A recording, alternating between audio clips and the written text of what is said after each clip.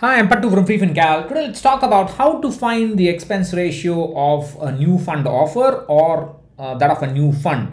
Of course, the obvious answer is to wait for the first fact sheet of the fund to be published and then you will find the expense ratio there.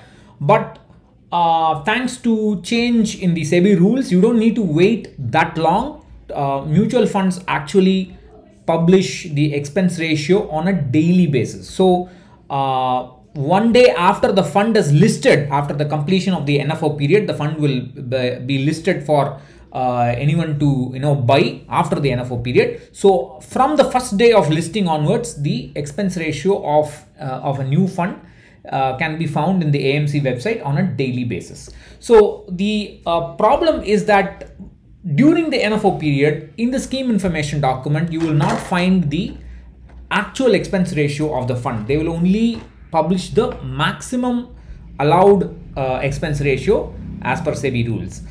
Some mutual funds recently have started openly publicizing their expense ratio. For example, Navi Mutual Fund has started doing it.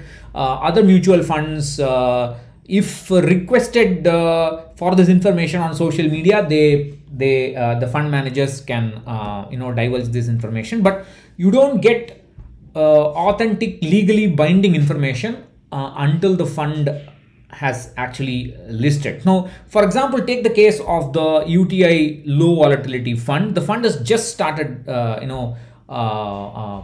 publishing its NAV just for last 3-4 days, but many people have asked me what is the expense ratio of the fund prior to that. So you can't find that during the NFO period, but you don't have to wait until the first fact sheet is published. So all you need to go is go to the AMC website, go and check either in the download section, or you can look in the statutory disclosure section. Some AMCs put this information in the download section. UTI has done that.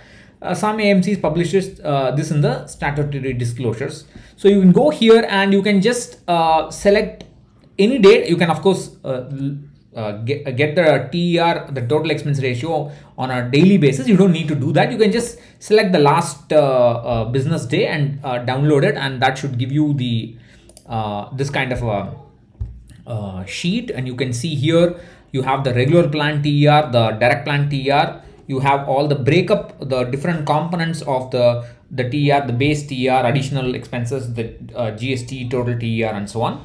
So now if you go all the way down, you can see that the UTI low volatility fund has got a regular plan.